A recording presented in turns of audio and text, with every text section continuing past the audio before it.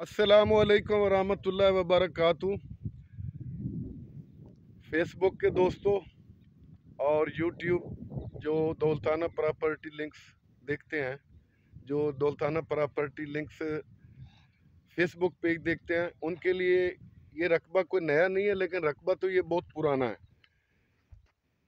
ये रकबा है सरकार, तहसील इसका जो है ना वो चौक मुंडा है और ज़िला इसका कोट अद्दू है। ये रोड फ्रंट जो मैं दिखा रहा हूँ, ये तकरीबन 10 एकड़ का रोड फ्रंट लगता है, ठीक है।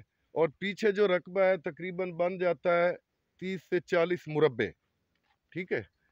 तो बाकी वीडियो वैसे भी बना लेते हैं। इसका नहरी पानी नहीं है, बोर पीटर इसके लगे हुए हैं, ठीक है।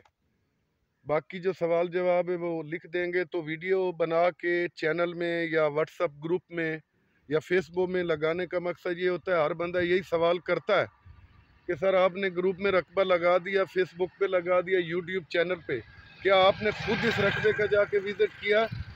तो ये तहसील चौकमुंडा, ज़िला कोट अद्दू और रंगपुर खेड़ा, जो मशहूर है रंगपुर खेड़ा, जंग से आगे बखर को जो रोड जा रहा है मुल्तान को, तो वो यहाँ से 9 किलोमीटर फासला है।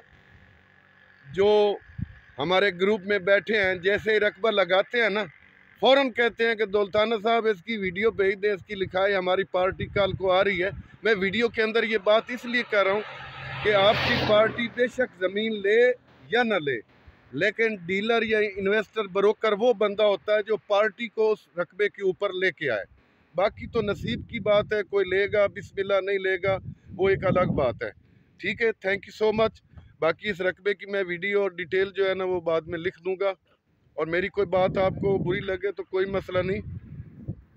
बरकतें फैलाई करें, नेकियां फैलाई करें। बिजनेस तो हर बंदा कर रहा है, कोई ज़मीन लेगा तो ज़ाहिर है आपको मजदूरी मिलेगी।